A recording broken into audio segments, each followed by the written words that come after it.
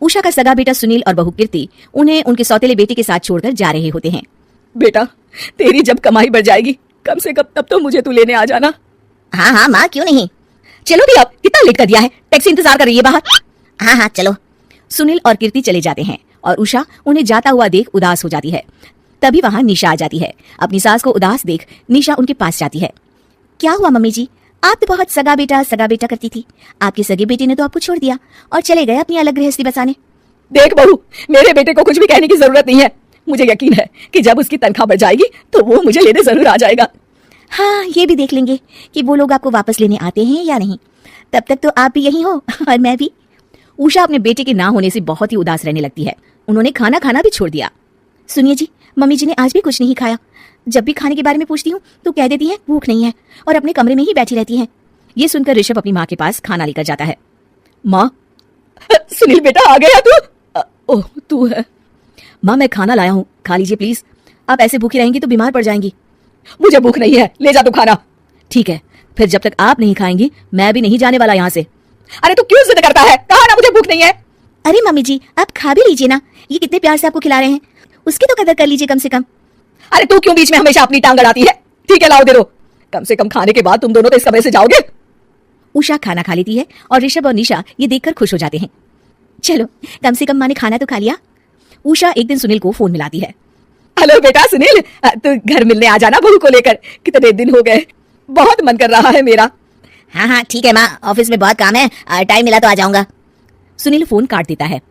Hello hello Sunil बेटा। सुनील की बात सुनकर उषा उदास हो जाती है। तभी वहां ऋषभ आ जाता है। माँ, ये देखो, मैं जलेबी लाया हूँ तुम्हारे लिए, तुम्हें बहुत पसंद है ना। उषा जलेबी देखकर बहुत खुश हो जाती है। अरे वाह, जलेबी लाला दे। उषा जलेबियां खा रही होती है और ऋषभ अपने कमरे में चला जाता है। देखा मम्मी जी, आपका ये कितना ख्याल रखते हैं, और प्यार सगे और सौतेले से नहीं आंका जा सकता। आपको उदास देखकर ये आपके लिए तुरंत जलेबी ले आए, यही तो प्यार होता है। ये कहकर निशा वहां से चली जाती है और उषा सोचने लगती है, शायद तू ठीक कह रही है बहू। उषा देखती है कि ऋषभ उसका बहुत ख्याल रखता है और उसे उसकी गलती का एहसास होने लगता है। एक दिन सुनील और कीर्ति घर पर आते हैं। उषा उन्हें देखकर खुश हो जाती है। और माँ कैसी हो? अरे बहुत अच्छी हूँ। ऋषभ और बहू मेरा बहुत ख्याल रखते हैं। वैसे मुझे नहीं लगा था कि तू आएगा बहू के साथ। क्यों, ऐसा क्यों लगा आपको माँ? बेटा, फोन पर तूने कहा था कि तुझे बहुत काम है। हाँ माँ, पर मुझे ये भी तो पता था ना कि मेरी माँ इंतजार कर रही होगी मेरा। ना बेटा ना, मैं तो इंतजार नहीं कर रही थी, मैंने तो उम्मीद ही छोड़ दी थी। सुनील को यह देखकर अजीब लग रहा होता है कि उसकी माँ ऋषभ से अब बहुत अच्छे से बात कर रही होती है और उसके आने की उनको कोई खास खुशी भी नहीं होती है। अपनी माँ का ध्यान न पाकर उसे थोड़ी सी जलन महसूस होती है। माँ, ये देखो मैं क्या लाया हूँ, साड़ी तुम्हारे लिए। हाँ बेटा, अच्छी है साड़ी तो। अच्छी है तो फिर आप आज इसे पहनो और फिर कहीं घूमने चले जाते हैं। बेटा, ऋषभ ने भी मुझे साड़ी दी थी, आज तो मैं वही पहनूंगी। तेरी दी हुई साड़ी फिर कभी पहन लूंगी। सुनील को अब बहुत ही ज्यादा जलन हो रही होती है। उसे समझ नहीं आता कि अपनी माँ का ध्यान फिर से कैसे वो अपनी तरफ खींचे। रात हो जाती है और उनके जाने का वक्त आ जाता है। माँ चलो अपना सामान बांधो और हमारे साथ चलो। कीर्ति ये सुनकर चौंक जाती है।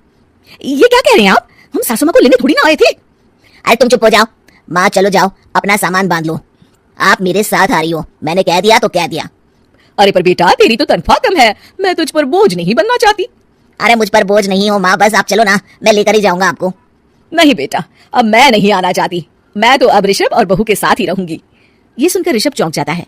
ये क्या कह रही हो माँ? हाँ बेटा, मैं कहीं नहीं जाने वाली अब। माँ, अब सच में नहीं जा रही? नहीं बेटा, मैं तो तेरे पास ही रहूंगी अब, और जो प्यार मैं तुझे नहीं दे पाई वो सब दूंगी बेटा। ऋषभ और उसकी माँ गले मिलते हैं और निशा